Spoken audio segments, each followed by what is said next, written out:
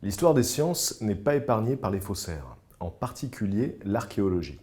Comme dans le célèbre exemple de l'homme de Piltdown, où des fragments de crâne découverts en 1912 firent croire à une bonne partie de la communauté scientifique qu'on avait trouvé le chaînon manquant entre l'homme et le singe. Il fallut attendre 40 ans pour réaliser que les restes de l'homme de Piltdown étaient composés d'un crâne du Moyen-Âge et d'une mandibule d'orang-outan. Mais l'un des cas les plus extravagants est sans doute celui du géant de Cardiff, aux États-Unis.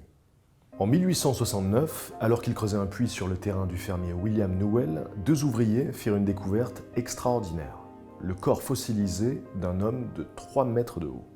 Très vite, les habitants de Cardiff affluèrent pour voir le géant pétrifié, à tel point que Newell commença à faire payer les visites.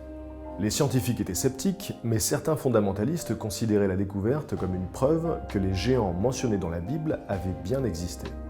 Ce qu'ils ignoraient, c'est qu'il s'agissait d'un canular orchestré par un certain George Hull, fabricant de cigares et cousin de Newell.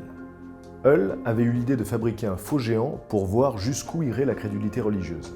Il fit donc sculpter une statue en secret qu'il enterra derrière la ferme de son cousin avec la complicité de ce dernier.